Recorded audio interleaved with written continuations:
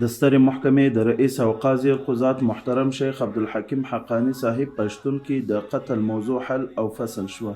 د بلخ ولایت محاکمو په 2 اونیو کې 550 دوسیو ته پر رسېدنه سربیره 533 وثیقې هم اجرا کړي دي. د سترې محکمې د مرکزي تمیز عالی ریاست اړوند عامه امنیت، نظامي منصوبینو، تجارتي، مدني او جزا دیوانونو د 1440 هجري قمري کال په 2مه روبه کې 1593 دوسیو ته رسېدنه کړې ده.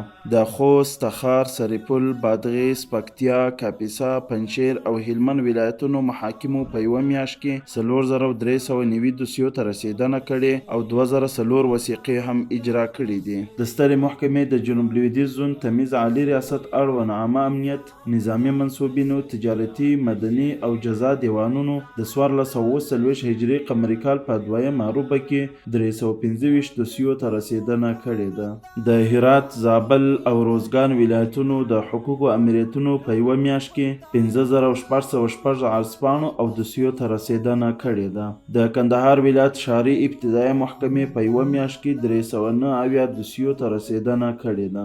په هرات، خوست، بدخشان، غور، پکتیکا او کابل ولایتونو کې پر 60 متهمینو او مجرمینو د تعزیري سزا حکم تطبیق شو.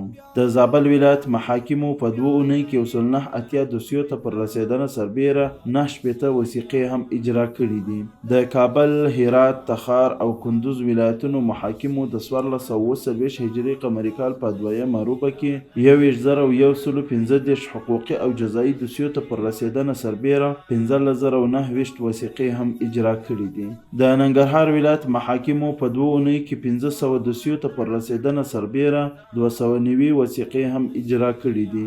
د غزني ولایت محاکمو په 2 اونیو کې 400 دوسیو ته پر رسېدنه سربیره 191 وثیقې هم اجرا کړي دي.